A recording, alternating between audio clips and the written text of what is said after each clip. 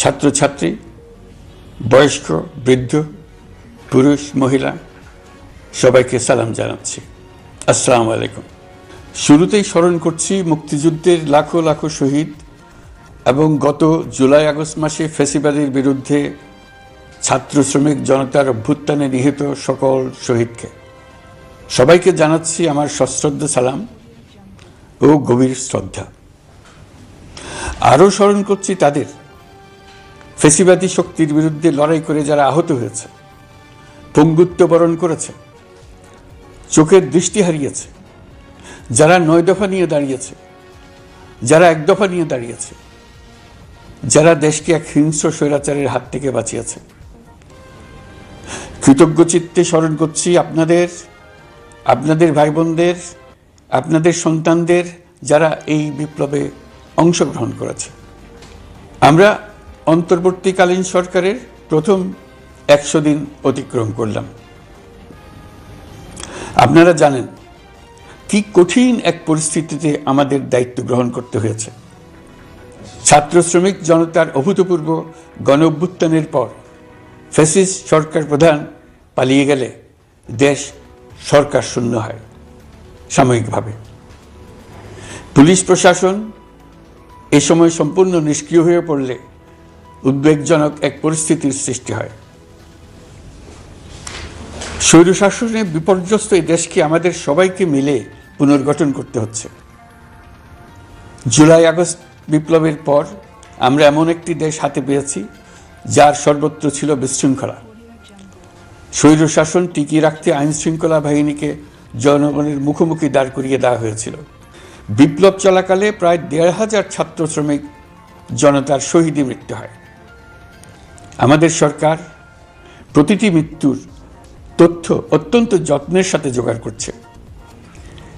এই বিপ্লবে আহত হয়েছে 19,931 জন। আহতদের জন্য ঢাকার 13টি হাসপাতাল সহ বিভিন্ন বিশেষায়িত হাসপাতালে চিকিৎসার ব্যবস্থা করা হয়েছে। প্রতিদিনই তালিকায় আরও নতুন নতুন শহীদের তথ্য যোগ হচ্ছে, যারা স্বৈরাচারের আক্রোশের শিকার হয়ে এই পৃথিবী ছেড়ে চলে গেছেন। প্রতিটি হত্যার বিচার আমরা করবই। জুলাই আগস্ট হত্যাকাণ্ডের বিচারের যে উদ্যোগ আমরা নিয়েছি তার কাজও বেশ ভালোভাবে এগিয়ে যাচ্ছে। পতিত স্বৈরাচার শেখ হাসিনাকেও আমরা ভারতের কাছ থেকে ফেরত চাইব। কেবল জুলাই আগস্ট হত্যাকাণ্ডই নয়, আমরা গত 15 বছরে সব অপকর্মের বিচার করব। অসংখ্য মানুষ গুম হয়েছে, খুন হয়েছে। এই সময়ে আমরা গুমের তদন্তে একটা কমিশন গঠন করেছি। কমিশন প্রধান আমাকে জানিয়েছেন অক্টোবর পর্যন্ত তারা 1600 গুমের তথ্য পেয়েছেন। তাদের ধারণা এই সংখ্যা 3,500 ছাড়িয়ে যাবে। অনেকেই কমিশনের কাছে গুমের অভিযোগ করতে ভয় পাচ্ছেন, এই ভেবে যে অভিযুক্ত ব্যক্তিদের দ্বারা তারা আবার আক্রান্ত হতে পারেন, ক্ষতিগ্রস্ত হতে পারেন। আমি আপনাদের আশ্বস্ত করতে চাই, আপনারা দ্বিধাহীন চিত্তে কমিশনকে আপনাদের অভিযোগ জানান। কারো সাধ্য নাই আপনাদের গায়ে আবার হাত দেয়। গুম কমিশনের সদস্যদের কাছে ভুক্তভোগীদের যে বিবরণ আমরা পেয়েছি তা অত্যন্ত মর্মান্তিক। জুলাই আগস্টের বিপ্লবের পর ছাত্রছাত্রীরা শহর বন্দরের দেয়ালে দেয়ালে তাদের মনের কথা লিখেছে। তাদেরও আগে যারা গুমের শিকার হয়েছে প্রতিটি গোপন আস্তানার দেয়ালে দেয়ালে তারা লিখে গেছেন তাদের কষ্টের মর্মস্পর্শী বিবরণ। তাদের এইসব কষ্টের কথা শুনে আমাদের হৃদয় কেঁপে উঠেছে। এসবের সঙ্গে জড়িতদের আমরা বিচারের কাঠগড়ায় দাঁড় করাবই। অভিযুক্ত যত শক্তিশালী হোক, যে বাহিনীরই হোক, তাকে ছাড় দেওয়ার কোনো সুযোগ নেই। কেবল দেশে নয়, গুম, খুন ও জুলাই আগস্ট গণহত্যার সাথে জড়িতদের আমরা আন্তর্জাতিক আদালতেও বিচারের উদ্যোগ নিয়েছি। ইন্টারন্যাশনাল ক্রিমিনাল কোর্টের প্রধান কৌঁসুলি করিম খানের সঙ্গে আমার এই ব্যাপারে ইতিমধ্যে কথা হয়েছে। আইন শৃঙ্খলা রক্ষাকারী বাহিনীগুলোর কোনো সদস্য কিংবা অন্য কেউ যাতে হত্যা, গুম সহ এই ধরনের কোনো অপরাধে জড়িয়ে পড়তে না পারে, এই জন্য আমরা গুম বিরোধী আন্তর্জাতিক সনদে স্বাক্ষর করেছি। আপনারা দেখেছেন জাতিসংঘের আন্তর্জাতিক মানবাধিকার বিষয়ক হাই কমিশনার ফলকার তুর্ক সম্প্রতি বাংলাদেশ সফর করেছেন। জাতিসংঘ জুলাই আগস্ট হত্যাকাণ্ডের তদন্তে আমাদের সহযোগিতার হাত বাড়িয়ে দিয়েছেন। ডিসেম্বর প্রথম সপ্তাহে তারা আমাদেরকে তাদের রিপোর্ট হস্তান্তর করার প্রতিশ্রুতি দিয়েছে। অতীতের গুমের ঘটনাগুলো তদন্ত কাজেও আমরা নিয়মিত তাদের সঙ্গে যোগাযোগ রক্ষা করে চলেছি। মানবাধিকার রক্ষায় সহযোগিতা করতে ঢাকায় তারা তাদের জনবল বাড়ানোর প্রস্তাব দিয়েছে। আমরা এই প্রস্তাব গ্রহণ করেছি। প্রিয় দেশবাসী, আমি আগেও জানিয়েছি, আবারও জানাচ্ছি, গণ অভ্যুত্থানে সকল শহীদদের পরিবারকে পুনর্বাসন করা হবে, একজনও বাদ যাবে না। সকল আহত শিক্ষার্থী, শ্রমিক, জনতার চিকিৎসার সম্পূর্ণ ব্যয় সরকার বহন করবে। আহতদের দীর্ঘমেয়াদী এবং ব্যয়বহুল চিকিৎসা এবং শহীদদের পরিবারের দেখাশোনার জন্য স্বাস্থ্য মন্ত্রণালয়ের নেতৃত্বে একটি পূর্ণাঙ্গ তালিকা প্রস্তুত করা হয়েছে। প্রতিটি শহীদ পরিবারকে সরকারের পক্ষ থেকে 30 লক্ষ টাকা দেওয়া হচ্ছে। যারা বুলেটের আঘাতে তাদের দৃষ্টিশক্তি হারিয়েছেন, তাদের চিকিৎসার জন্য নেপাল থেকে কর্নিয়া আনার ব্যবস্থা করা হয়েছে এবং যাদের প্রয়োজন তাদেরকে সরকারের পক্ষ থেকে বিদেশে চিকিৎসার জন্য পাঠানো হচ্ছে। জুলাই অভ্যুত্থানের কোনো শহীদ এবং আহত ছাত্র, শ্রমিক চিকিৎসা সেবা এবং পুনর্বাসন পরিকল্পনা থেকে বাদ যাবে না। এটি অন্তর্বর্তীকালীন সরকারের অঙ্গীকার। এই গণ অভ্যুত্থানের শহীদের স্মৃতি ধরে রাখতে গঠিত জুলাই শহীদ স্মৃতি ফাউন্ডেশন বেশ পাকাপোক্তভাবে তাদের কাজ শুরু করেছে।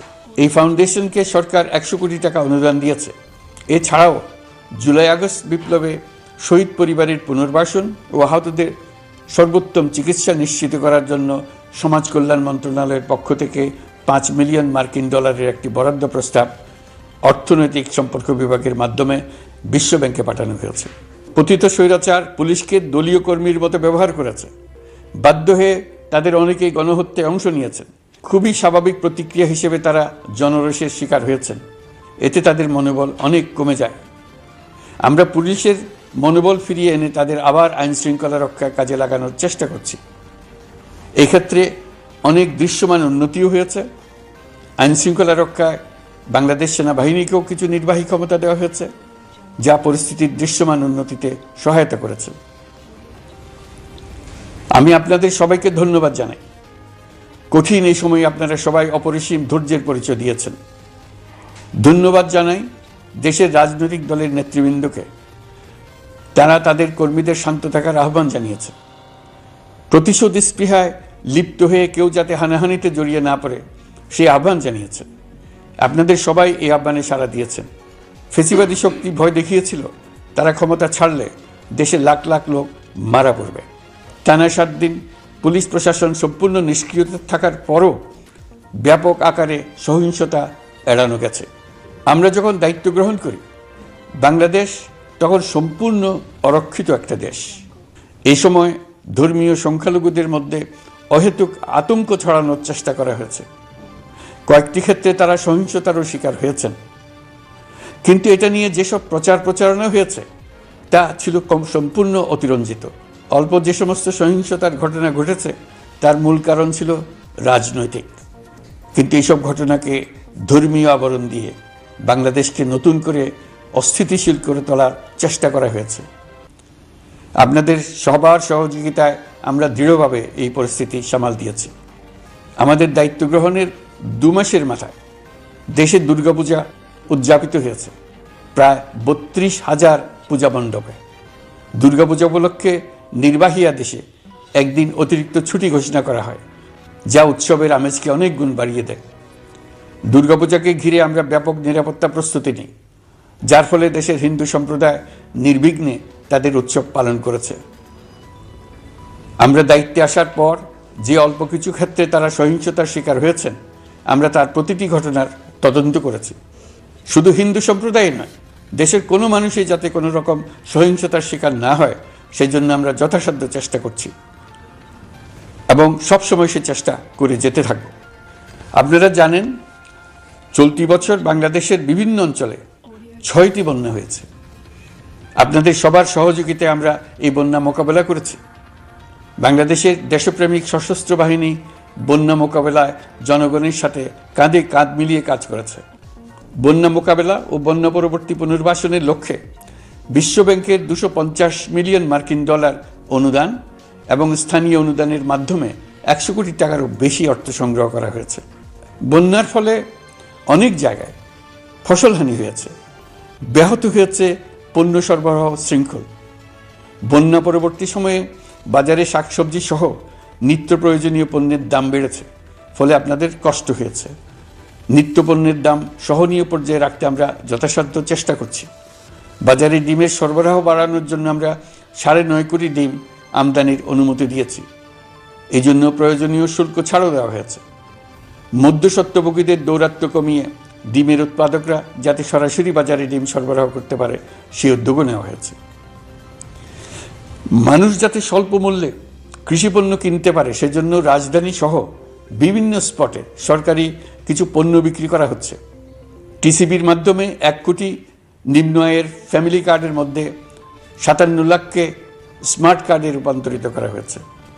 বন্যার ফলে চালের উৎপাদন ব্যাহত হওয়ায় চাল আমদানিতে শুল্ক ছাড় দেওয়া হয়েছে। আসন্ন রমজানে নিত্য প্রয়োজনীয় দ্রব্যের সরবরাহ এবং দাম যাতে স্বাভাবিক থাকে এই জন্য সরকারের বিভিন্ন কর্তৃপক্ষ ব্যবসায়ীদের সাথে নিয়মিত বৈঠক করে যাচ্ছে। দ্রব্যমূল্য নিয়ে আমাদের কোনো লুকোছাপা নেই। মূল্যস্ফীতির পূর্ণ তথ্য জনগণের সামনে তুলে ধরা হচ্ছে।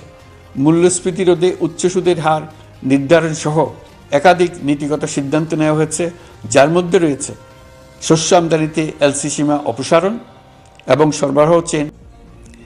পরিবহন খাতে চাঁদাবাজি বন্ধের চেষ্টা করা হচ্ছে। আমরা আশা করি বাজারে পণ্যমূল্য কমিয়ে আনতে এটা ভূমিকা রাখবে।